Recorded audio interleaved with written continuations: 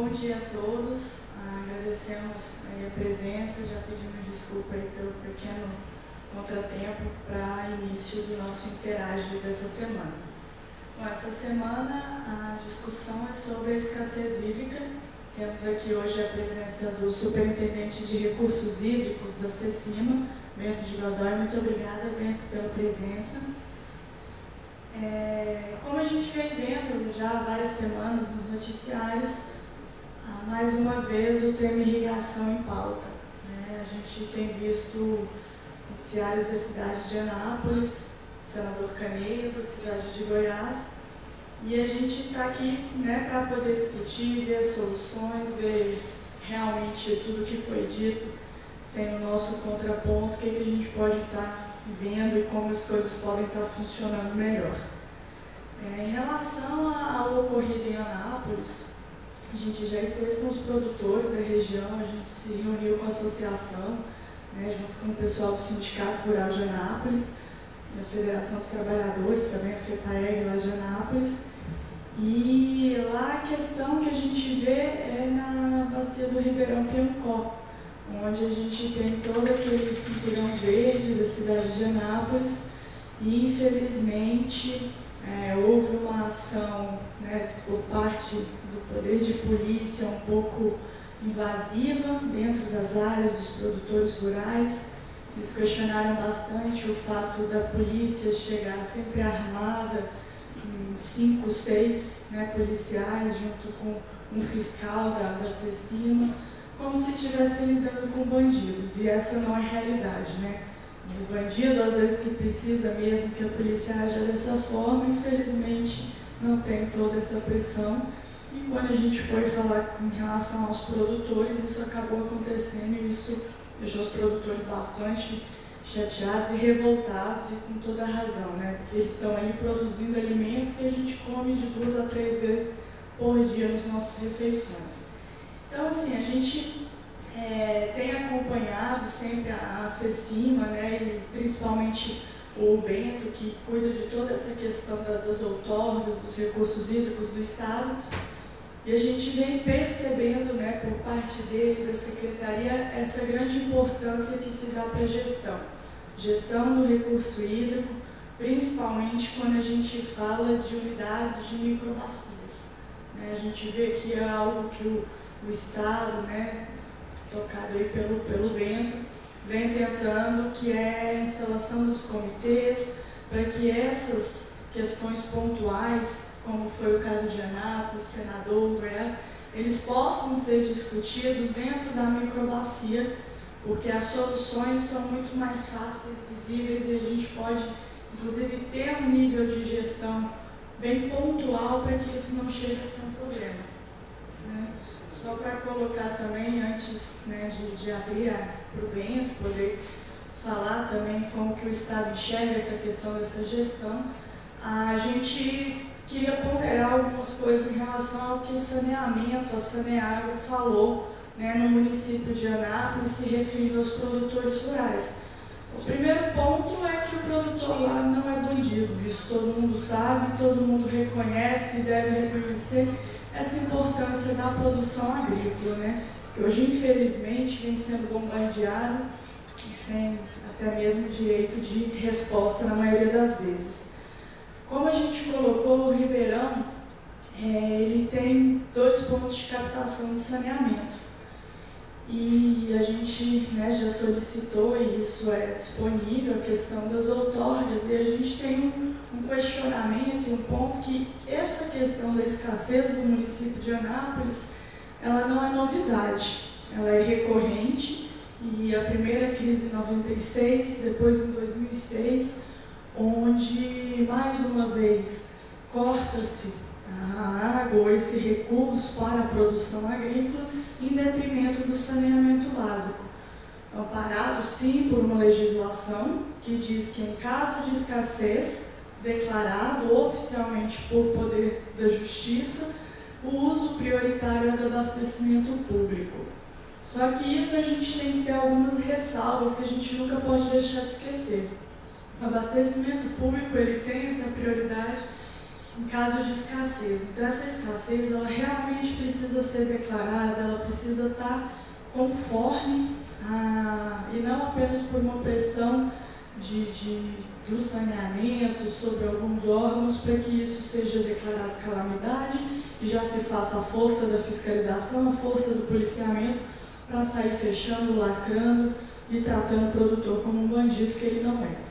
Então a gente, né, já vai levar uma proposta até para o próprio Conselho Estadual de Recursos Hídricos para que a gente tenha isso de forma regulamentada, numa resolução que quando a gente tiver problemas de escassez, principalmente nos períodos, né, de estiagem, nos períodos da seca mesmo, que é típico aqui da nossa região, isso possa ser feito com conformidade e seguindo restrições. Um exemplo que a gente pegou foi o de Minas, e lá, em caso de escassez, a redução é para todos os usos, né? Estou falando em redução para industrial, em redução para irrigação e em redução, inclusive, para o próprio saneamento. E lembrando um ponto que eu sempre questiono e sempre discuto, até onde esse abastecimento público tem esse quê de prioridade? Vocês consideram uma prioridade você encher a sua piscina, você molhar o seu jardim, porque isso é abastecimento público, ou você irrigar uma horta de alface, irrigar um tomate, um pimentão, um pepino? Então, assim, até esse uso urbano, em época de escassez, ele tem sim que ser mensurado e ser ponderado. Porque eu não vejo mais importante você encher a sua piscina na sua casa na época de escassez e tirar esse uso tão precioso desse recurso, que para a irrigação é um insumo, né? Sem a água a gente não produz, sem a água a gente não tem alimento. Então isso é um questionamento que fica para a gente pensar e poder ponderar isso também. O questionamento maior que eu faço para Saneago, né, de forma direta, é que desde 2006 a gente tem esse problema instalado lá na região. Sendo que em 2006 a gente tem uma população para o município de Anápolis, desde 96, de 270 mil habitantes. E isso já era um problema, né? Hoje a população estima-se que em 2015 tem 360 mil habitantes. Então, onde está também toda essa infraestrutura e esse crescimento que o saneamento tem sim que planejar, tem sim que investir, e ele não pode simplesmente colocar debaixo do braço o uso prioritário para justificar sua ineficiência e jogar a culpa em cima do produtor rural. Isso não é justo, isso tem que acabar. Outro questionamento que a gente coloca, em relação às épocas onde a vazão do rio, do Ribeirão Piancó, realmente tem uma redução, porque são as épocas de seca no estado de Goiás, eles têm uma vazão outorgável, eles têm uma outorga, na verdade, desse curso d'água, que é simplesmente 100% da vazão outorgável. Ou seja, tudo que pode ter outorga, ou que é passível de uso dentro do Ribeirão, é liberado para o saneamento. É liberado para sanear, que está outorgado para sanear. Então, essa ação dela, digamos, de pegar, assim, né, ter o direito de usar 100% da outorga desse rio, nessa ação ela está gerando a escassez. Ela mesma está gerando um fato de calamidade ou de escassez que vai ser um problema para ela e, como a gente vê, acaba jogando em cima dos produtores rurais. Então, assim, a gente se reuniu com a própria Cecima, com o próprio Bento, com o pessoal da Secretaria de Desenvolvimento da área de irrigação, e a gente está pensando nas soluções para a bacia, né, nas soluções para o Piancó. Um fato que não tem o que se discutir, o saneamento precisa sim pegar o outro ponto de captação, inclusive foi condição e foi um termo que eles assinaram, né, de ter esse terceiro ponto de captação. Por que não fazer também o represamento, fazer barragem, se planejar? A irrigação faz barragem para planejar, para captar a água da chuva para poder irrigar na seca. Por que o saneamento não pode também abrir mão, assim, digamos, fazer toda a estrutura necessária para que não tenha esse caso de escassez, para que não tire, né, o uso de outros por conta de uma lei, como a gente já questionou. Às vezes, eu, pelo menos, considero uma irrigação para uma olerícola ou para uma fruticultura é muito mais importante às vezes do que você encher uma piscina num caso de escassez. Então, assim, são questionamentos e são casos que a gente está estudando para poder resolver as questões desse ribeirão.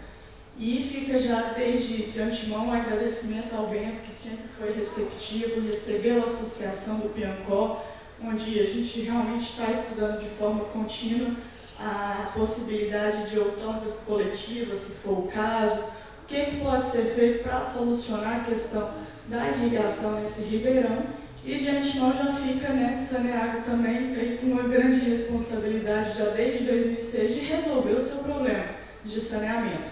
Não é jogando a culpa em cima do agricultor, em cima do produtor rural, que ela vai conseguir justificar a sua ineficiência e a falta de investimento que ela faz no seu setor. E isso não é só em Anápolis, né? Isso é em Goiás, isso é em Catano, em todos os municípios onde a gente começa a se deparar com esse problema de abastecimento, de falta de água nas cidades. Se você for olhar a fundo, você pode ver que o problema está no planejamento do saneamento. Não se planejou, não ampliou sua captação, não fez reservação de água e é óbvio, vai faltar, né? Queria abrir a palavra para o Bento, para ele colocar também os posicionamentos e, enfim, o que a gente está pensando em trabalhar para essa bacia do Piancó e para o Estado como um todo. Bem, Juliana, primeiramente é uma grande satisfação estar aqui, né? Falando aí para o nosso Estado e trazer um pouco mais sobre essa questão, né, emblemática aí, que é principalmente a questão do Piancó, aqui em Anápolis, né, onde, de fato, você tem a questão da outorga, né, que foi concedida a Saneago por um ponto de captação já existente, então, inclusive como fator de condição foi colocado esse termo de compromisso ambiental que você citou, que ele pressupõe que tenha um cronograma, né, de até 5 anos, que seja feita essa nova captação do Capivari, que já está em andamento, projetos que já foram feitos, está dentro parece-nos que está dentro do cronograma, e também, claro, uma ação de recuperação ambiental da bacia do Piancó. E a gente sabe que só a recuperação ambiental também não resolve o problema, né? Se o agricultor que está ali não tiver tendo sustentabilidade financeira, ele não vai se empenhar em manter a sua cerca, sua PP conservada, isso aí viram coisas secundárias no seu universo de prioridades. Então, entendendo isso também, nós estamos com e isso grande parte também é uma percepção que a Emater nos passou, né? Nós estamos com uma parceria com a Emater, estamos envolvendo também a própria Saneago também, que tem a sua responsabilidade também sobre a sua responsabilidade social nessa bacia hidrográfica, né? Que é o insumo básico para ela, é a água, de fato. Então, a gente está tentando a viabilização, está com um indicativo muito bom nesse sentido, de termos ali pelo menos 3 técnicos agrícolas em função daquela bacia montante ali da captação, das captações, dando o serviço, fornecendo realmente serviço de arquétipo, e quem sabe até que nós estruturemos um sistema produtor de água ali para aquela região, né? Agora, passa necessariamente por construirmos, a solução passa necessariamente por construirmos um cadastro, né, de todos os usuários de água ali montante.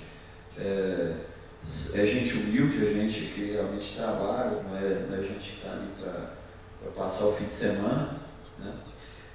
Estivemos com eles, com a dona Amélia, que é a líder da associação, mais de 30 produtores, né? O secretário os recebeu através do superintendente executivo Mário João, nós estivemos lá juntos. Realmente, ali passa por conhecermos essa demanda e depois fazemos uma alocação negociada, né? Essa negociação envolve claramente a própria Saneago, envolve os produtores rurais ali da região. Também passa pelo, a gente enxerga que o envolvimento do SEBRAE, através do SEBRAE Tech, né, que é um programa que busca a regularização, né, tem consultorias, etc. Tem um monte, parece que ele aumentou bastante o preço da outorga, chegou a notícia de até 15 mil reais que tinham produtores sendo, isso aí é uma extorsão, na verdade, né? Enquanto na média do estado vai girar em torno de que a gente ouve em torno de 2.500 até 4.000 reais por aí, ali na região como viram que estão precisando, mas enfim, esse SEBRAE Tech permite uma redução, ele já acontece no estado, tem mais de 50 outorgas que a gente tem esse tipo de ação, né? Então existe, o produtor rural acaba pagando só 20%, de forma que pode ser até parcelada desse valor que for cobrado, né? E o SEBRAE faz todo um trabalho de cadastro desses consultores, então você se livra às vezes de cair na mão de um picareta por aí. E na verdade, também a pessoa entrar com a outorga comum hoje não sai, né? A gente tem que trabalhar talvez nesse horizonte aí de termos uma outorga coletiva mesmo, de distribuir responsabilidades de autorregulação para os próprios irrigantes. Eu acredito muito nisso. A gente coloca pontos de controle na bacia, estabelece vazões que tem que passar por ali, e se passar menos, aí sim a gente entra dentro da bacia com poder de fiscalização. Eu acho que passa basicamente por isso, né, de fazer essa alocação negociada, estarmos ali permanentemente. É uma política que ela tem que ser de Estado, né? Ela perpassa de um governo para o outro. A gente vê lá as primeiras convulsões que tiveram ali em 96, depois parece que 2003, 2006 e agora de novo. E se nada for feito, ano que vem ou daqui a 2 anos, novamente o mesmo problema. Então, é algo que eu pedi para os próprios produtores, não deixem que depois que chova, não esqueça esse problema. Porque isso aí vai voltar daqui a pouco. Essa questão da fiscalização, ela é outra superintendência dentro da CECIMA, mas, claro, nós tivemos que ter essa atuação de fiscalização em virtude da própria falta de água, né, pela população de Anápolis, percebida por Anápolis. Então, por que o acompanhamento da polícia? O batalhão ambiental tem essa função, né, de acompanhamento, de fiscalizações e tudo. É algo traumático, né, você tem que entrar para impedir os usos não autorizados realmente. Eu vi lá, são pessoas que precisam daquela irrigação, mas nesse momento, infelizmente, a gente teve que agir mediante o cumprimento da lei. Essa iniciativa que vocês terão de realmente trazer esse padrão, de formalizar o que é uma situação de escassez no estado de Goiás, e o Conselho realmente tem que ser uma prioridade do Conselho Estadual de Recursos Hídricos fazer isso, que é um conselho que foi enxugado, tinha quase 30 membros, e foi enxugado para 19 membros, mas os membros que estão ali, nós inserimos, a FAEG já era partícipe nata desse conselho, né? Continua e muito bem representada. Também a IRIGO, que é a Associação dos Irrigantes, entrou como partícipe, né? De outro lado, também nós colocamos a sociedade civil dentro desse conselho, que eu acho que é essencial. O próprio Ministério Público também não tinha assento, hoje tem, né? Então, é um conselho que a gente busca que seja desenvolvido. E outra, sem um comitê de bacia forte ali na região do Piacó, que é o Corumbá, Vinícius e São Marcos, já existe, precisa de um fortalecimento maior. Nós fizemos uma missão até Minas Gerais para conhecer como que é feito esse suporte. Precisa de muita mágica, muita coisa, né? Você tem ali uma pessoa para fazer o papel de secretária executiva realmente desse conselho, desse comitê de bacia. Tem que ter uma massa crítica técnica dentro da secretaria para ser trabalhadas as demandas que vierem, né? E é um espaço de discussão permanente. Você tem as discussões feitas e polidas antes de o poder público ter que tomar uma decisão. Antes de virar um problema, de fato. Então, esse fortalecimento dos comitês, essa outorga mais ágil, né, que o padrão nós já estivemos, é uma grande vitória que nós consideramos que nós já estamos consolidados nessa questão da padronização, principalmente, que não tinha antigamente, e hoje, inclusive a ISO 9001 nós já recebemos. Eu não tenho notícia de outro estado que tem essa ISO 9001 do sistema de outorga, mas ainda precisamos avançar bastante, né? Principalmente na questão de disponibilização de informações para a sociedade, na interação mesmo, e isso eu acho que é feito através, principalmente dos comitês de vacina. Obrigada, Bento. Realmente a gente acredita, tá, bastante nessa gestão por microbacia, por comitês. Acho que a gente tem acompanhado, né, a nível federal o Paranaíba, a gente participa de todas as discussões e a gente realmente sente que o Estado precisa ter esse amadurecimento para essas discussões estaduais, né, a nível de microbacias. E claro, assim que o comitê sempre precisar de um apoio mais técnico, ter, né, a CECIMA como um suporte, um amparo para estar auxiliando e resolvendo essas questões. Quando a gente, até eu brincar que você falou, é um insumo básico para o saneamento, eu costumo falar que é o produto. O produto deles é a água, para nós é um insumo. E o produto deles sendo a água, nós como produtores rurais temos a obrigação de gerar e preservar e manter essa água, a produzir essa água para que eles vendam. Então, assim, eu acho que nada mais justo realmente essa ação social deles, que eu vejo como uma ação e uma obrigação, porque eles vendem esse produto que é gerado, conservado e protegido dentro das nossas propriedades. Então, realmente assim, esse apoio é necessário, mas como eu coloquei, teve que fazer essa ação enérgica porque estava faltando água, ok, mas assim, a gente sabe que muitos poderes, muitos fiscais, eles acham que eles têm uma autonomia que transcende ou que supera a questão humana.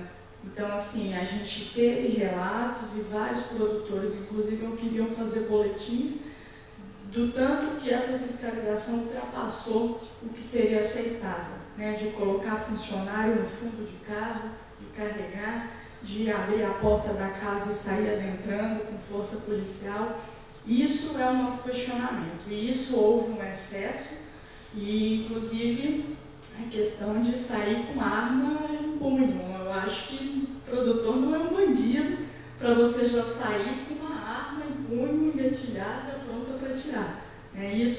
Essa parte a gente considera assim, que teve um excesso, né, que isso deve ser revisto, inclusive porque nós acreditamos que a fiscalização deve ser educativa. Se ela não for educativa, ela não vai ter eficiência. No próximo ano vai acontecer a mesma coisa e no próximo ano novamente. Por quê? Porque ela não foi lá para falar o que estava errado e a forma que deveria ser feito. Ela foi lá única e exclusivamente para punir, sem dar explicações. E isso que a gente tenta mudar. Uma fiscalização educativa vai ter sim essa transferência de conhecimento. O produtor vai passar a saber o que ele está fazendo errado, por que ele está fazendo errado e como ele pode regularizar e estar conforme a legislação, que muitas vezes ele pode não conhecer. Eu falo por mim, eu sou aqui consultora do sistema, produtora rural. Quando fui montar meu empreendimento, eu sou técnica, agrônoma, e tive enormes dificuldades para saber a legislação do meu empreendimento. Então, assim, é muita legislação, é muita coisa, e às vezes o produtor ele faz por não conhecimento do que a lei traz. Então, uma fiscalização educativa, essa sim vai ter efetividade, a gente vai ter uma resposta imediata e sem que isso volte a acontecer, porque aí ele vai passar a ter conhecimento do que ele precisa fazer, e não só aquela punição que enfim, ano que vem ele vai continuar sem saber o que estava errado.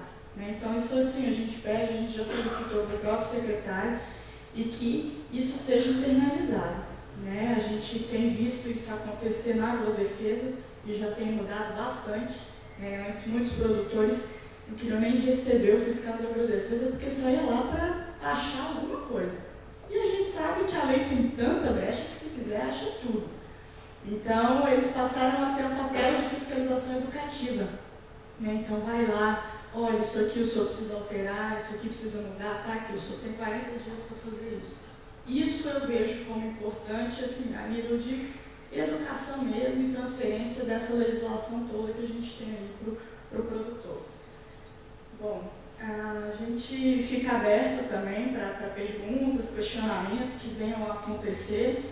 A gente já deixa, assim, de antemão, essa intenção que a gente tem, né, junto com a CECIMA, de realmente estar estudando o caso da bacia do Piancó, cadastrando esses produtores, conhecendo a demanda, sentando, negociando, conversando, para que a gente tenha o saneamento atendido, para que a gente tenha os produtores rurais atendidos, para que a gente tenha todos os usos atendidos conforme prevê a legislação. Esse é nosso pleito, a gente se põe à disposição sempre que a CECIMA precisar, né, desse contato com o produtor, dessa interlocução, a gente está sempre à disposição. Bom, considerações, Beto, que acho que a gente não tem nenhuma pergunta. Realmente, a fiscalização, a gente acredita muito que ela tem que ser educativa. Você tem que ter duas vertentes, realmente. Uma vertente de se coibir usos irregulares, né, mas não constantemente, né, e uma de verificação, inclusive, das vazões outorgadas, de melhorias de procedimentos de irrigação, como nós já atingimos em alguns pontos ali em Uruana, por exemplo. Muitos eram os agricultores, né, principalmente irrigante de melancia, que utilizavam sucos, né, em outorga. Nós exigimos que em determinado prazo, se eu não me engano, acho que 4 ou 6 anos, que fossem realmente mudados para gotejo. Então, houve um sucesso parcial dessas ações, mas já demonstra alguma coisa. Essa fiscalização hoje, ela foi feita ela tem duas partes, né? Eu acho que teve que ter essa ação mais enérgica, principalmente pela falta de água, né, ocasionada por diversos fatores, e de outro, mas ela tem que ser continuada, né, na função social e educativa desse aspecto. Acho que principalmente esses técnicos que vão ficar direto ali na região, acho que o produtor rural precisa realmente ter uma confiança, estabelecer uma confiança com o técnico que está ali, e desse técnico virar realmente um parceiro dele que está ali, se tem alguma dúvida, é quase um membro da família daqui a pouco. Né? Isso nós vimos no trabalho que a Emater desenvolve ali em Quirinópolis, que eu cheguei a ver um pequeno produtor rural, que seu filho tinha ido para a cidade, eu estive lá, né? Foi para a cidade, era motorista entregador de bebidas. Depois esse cara voltou para a fazenda, voltou para lá, trabalha, tira o seu sustento, né? Já casou, tem seus filhos lá também. Está ali, uma propriedade pequena, 10 alqueires. Né? E daí a pouco o próprio proprietário foi lá e cercou a sua nascente. E ele mesmo falou, não, eu não preciso mais daquele pedaço dele. Aquilo ali, depois que eu cerquei, está fazendo mais água. Ele sozinho foi percebendo. Por que isso? Ele fez um sistema de piquetes na sua propriedade e tal. Passou, tirava 50 litros, hoje ele tira mais de 500. Ele, a esposa dele, mais tranquilo. E ele estava dando lá que ele está indo para a praia agora. Nunca foi e vai agora descansar um pouco. Porque o filho dele pode ficar lá e tal, na propriedade. Então, isso assim, é feito de uma forma muito bonita lá dentro. Os técnicos que dão assistência lá são aquelas pessoas que vão lá, às vezes dormem na casa do cara, jogam um truco ali de vez em quando. Até problema familiar o cara passa a ajudar a resolver. Ele é conselheiro também, né? Então tem envolvimento não só dessa parte financeira, de pegar lá, fazer cálculo e tal, mas ele participa como se fosse alguém ali da família. É esse mesmo modelo que a gente quer trazer, tanto aqui para Anápolis, com esses técnicos que a gente quer deixar ali dentro, quanto para o produtor de água do João Leite, que é potencializar esse programa de produtor de água. É que ele seja algo além do que só evitar o carregamento de solo e tal, de erosão para dentro da barragem de João Leite. Não, ele é além disso. Então isso aí, essa percepção desse outro lado, muito quem nos trouxe foi a Emater, principalmente através do Romídio ali, que ele fez esse programa ali em Quirinópolis, e é muito bom todos conhecerem, inclusive, que é muito bacana. Acho que chama Casa da Abelha ali, né? Então eles têm um sindicato, tem uma associação, na verdade, eles fizeram lá também uma pequena cooperativa, 100 e poucos cooperados e tal, e vai mostrando que realmente tem sustentabilidade no campo. Porque muita gente fala, uma pequena propriedade está fadada à morte, acaba. Não, tem esse caso aí que você vê que é mas o cara voltou e está ali porque ganha mais e vive melhor do que se estivesse na cidade. Então a gente acredita muito nessa questão também de ter esse envolvimento. O produtor rural tem que estar dentro do sistema, né, do sistema de gestão de água. Ele necessariamente precisa dessa participação, ele é descentralizado também, e todos têm que entender a sua importância e onde pode contribuir ali dentro. Aí a gente também, a FAEG, o Senar, eles têm também um programa de proteção de nascentes, né? Inclusive a gente vai estar fazendo o lançamento na cidade de Anápolis na próxima semana, no dia 6, e a gente tem inclusive um convênio, né, que o próprio secretário assinou com a gente para a doação das mudas para essa proteção, e a ideia é essa, a ideia é proteger a nascente, cercar para que ela tenha esse papel de produzir mais água e fazer toda essa contribuição que a gente sabe, né, para a questão ambiental, e é uma ação, né, do próprio produtor ali na pequena nascente da sua propriedade, onde ele vai ter esse apoio, né, pelos sindicatos rurais dos seus municípios, e a gente vai cadastrar essas nascentes. E o objetivo, eu ouvi aí que está arrochado a nível de CNA seriam 1.000, e parece que Goiás estava em 200, mas a gente já aumentou aí, e a ideia é que a gente atinja mais de 50% dessa média nacional aqui em Goiás. Então, assim, é uma ação que o produtor rural entende a importância, ele é o primeiro a sentir. A gente costuma brincar que o produtor ele é o primeiro a sentir essa falta de água, porque acontece ali na propriedade dele, porque ele não tem, né, o transporte dessa água pelo saneamento, é ele que faz a sua captação, é ele que cuida. Se ele não produzir e manter essa água, ele vai ser o primeiro afetado. A gente também tem diversos cursos de capacitação pelo Senar, que a gente está ordenando, agendando para poder levar para o pessoal da associação, do Piancó e para as várias outras, inclusive de manejo de irrigação. Porque a gente ouve muito, às vezes, várias pessoas punirem um tipo de irrigação ou acharem que ela é a pior, e achar às vezes que o gotejo é o melhor dos mundos. Mas a gente sabe que um projeto de irrigação ele tem que ser técnico, ele tem que ser econômico, ele tem que ser viável, porque, por exemplo, o caso do arroz é só por inundação, não tem outra forma de produzir, depende da cultura. Então, assim, isso a gente também quer levar para eles, mostrar que realmente o sistema que der para ser alterado por uma eficiência ou por algum outro motivo que se justifique, a gente quer poder levar isso para eles também e buscar formas de viabilizar isso, porque não é barato. Tá? Eu falo por mim, sistema de gotejo tem mais manutenção, tem que ter mais assistência e é um sistema mais caro de implantação.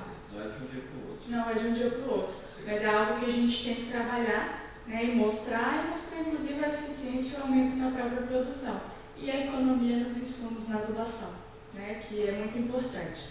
Então, assim, a gente entende que um trabalho muito bonito pode ser desenvolvido nessa bacia, a gente quer que seja desenvolvido, contar com o apoio e, assim, estamos abertos para discutir, para ver todas as soluções viáveis que a gente pode ter nessa questão, né? E não deixar aquele pessoal, às vezes, assim, à mercê, igual você falou, são pequenos produtores, são eles que moram, que produzem, que levam para a feira, que levam para o Ceasa, eles realmente é familiar, a maior parte ali, então a gente tem que dar o apoio que eles precisam, né? Levar a capacitação que o Senar tem, a assistência, né, de extensão que a Emater está disposta, e esses técnicos realmente eles fazerem parte da bacia, eles serem integrados, eles serem um membro e eles serem um ponto de apoio desses produtores rurais, né, que assim que eles tiverem dúvidas, questionamentos, eles terem essas pessoas como ponto de apoio e de confiar, né? Então, assim, a gente preza por essa construção, né, de amizade, de confiança e, claro, educativa para que o melhor seja realmente feito ali naquela região.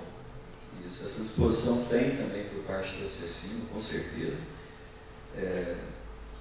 e realmente trazer essa solução antes tarde do que nunca. A gente vê esse problema se repetindo há tanto tempo, acho que ainda está no tempo aí da gente pegar esse boi no chifre aí e resolver essa situação em conjunto, todos, né? Porque o próprio sistema de gestão de recursos hídricos ele tem essa missão de ter essa água distribuída e alocada para o maior número de usos possíveis, né? A missão dele é realmente extrair o maior benefício econômico e social da água de forma ambientalmente sustentável.